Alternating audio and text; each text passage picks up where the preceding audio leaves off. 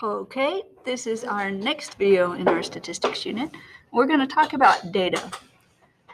There are a couple of different types of data, and you'll hear them called primary data and secondary data. So when we're going to gather data and do statistical studies with it, it kind of depends on who gathered the data. So if you did the surveys yourself, you collected all the data, that's primary data. So if you were, say you were surveying your classmates on the average number of times they eat at Taco Bell every week, then you're going to people directly and you're going, hey, how many times did you eat at Taco Bell? That's primary data. So you're the one who gathered it.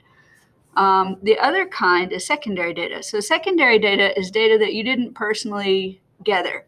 So it says they're data that have been collected by somebody else and are available to the researcher. So if you find stuff online or you find, like this one says, printed materials such as books, almanacs, newspapers, that kind of stuff, or historical documents, secondary data is data that somebody else got and you're using.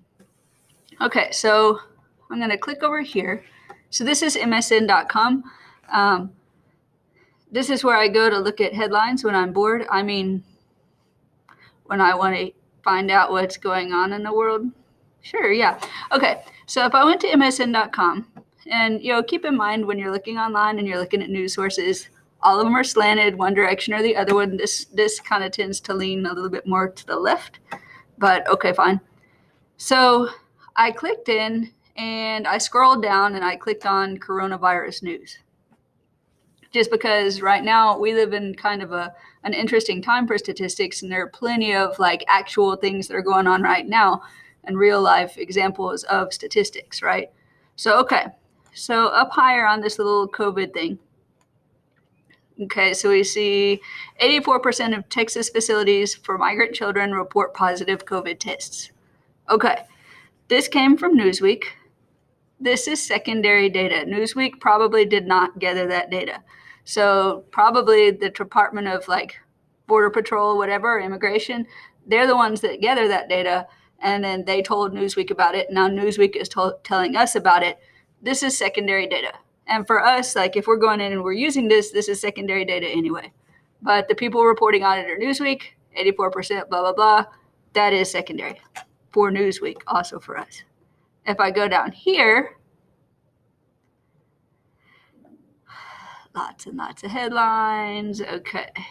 Brazil reports more than 3,000 COVID deaths. Okay, that's also secondary data.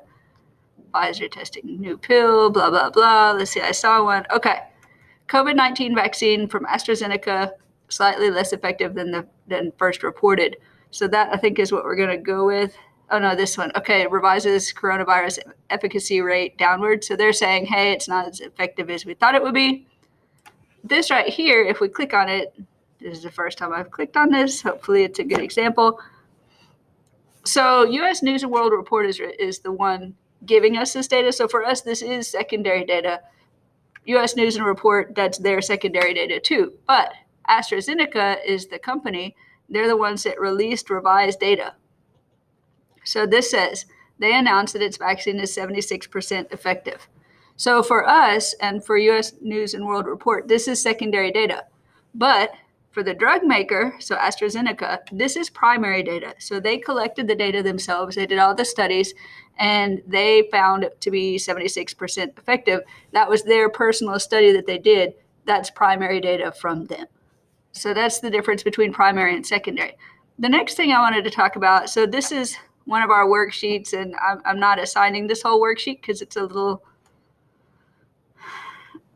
bit boring, a little bit lame. Most of it's just talking anyway.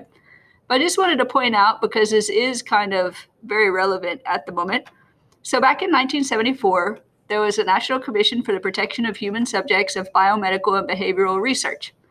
And so they enacted a National Research Act. And this applies today because right now we are looking at coronavirus trials. And so there are all kind of guidelines that people have to follow when they're doing studies, and they have to ensure that they're protecting vulnerable subjects. One of the big ones is they have to have informed consent.